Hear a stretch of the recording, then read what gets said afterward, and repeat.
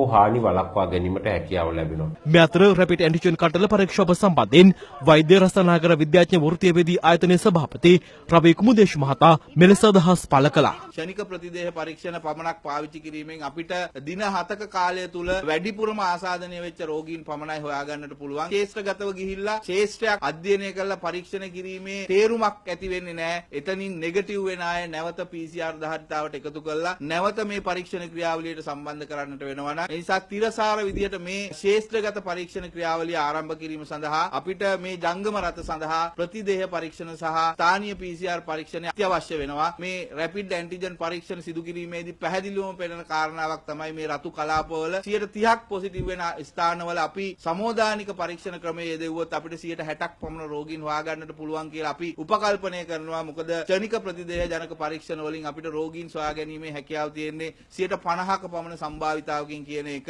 අපි කරන අධ්‍යයන වලින් අපිට හෙළිදරව් වෙලා තියෙන නිසා. මේ අතර COVID-19 වෛරසයේ මර්ධනය සඳහා බ්‍රිතාන්‍යයේ ඔක්ස්ෆර්ඩ් විශ්වවිද්‍යාලයේ පරීක්ෂණ මගින් නිපදව ඇති ඇස්ට්‍රාසෙනිකා නම් එන්නත 70%ක සාර්ථකත්වයකින් යුතු බව අද හෙළි කෙරුණා. මෙම ඔක්ස්ෆර්ඩ් එන්නතේ විශේෂත්වය වන්නේ අනෙක් එන්නත් වලට සාපේක්ෂව මෙම එන්නත මිලෙන් අඩුවීම සහ පහසුවෙන් ගබඩා කිරීමට හැකියවීම හේතුවෙන් ප්‍රවාහනය පහසු වීමයි. මෙම ඇස්ට්‍රාසෙනිකා එන්නතේ පරීක්ෂණ කාර්ය මණ්ඩලයේ ප්‍රමුඛත්වය දරන්නේ ශ්‍රී ලාංකීය සම්භවයක් ඇති වෛද්‍යවරියක වීම විශේෂත්වයක්. මහේෂී රාමස්වාමී නම් ඇය දැනට ඔක්ස්ෆර්ඩ් විශ්වවිද්‍යාලයේ සහ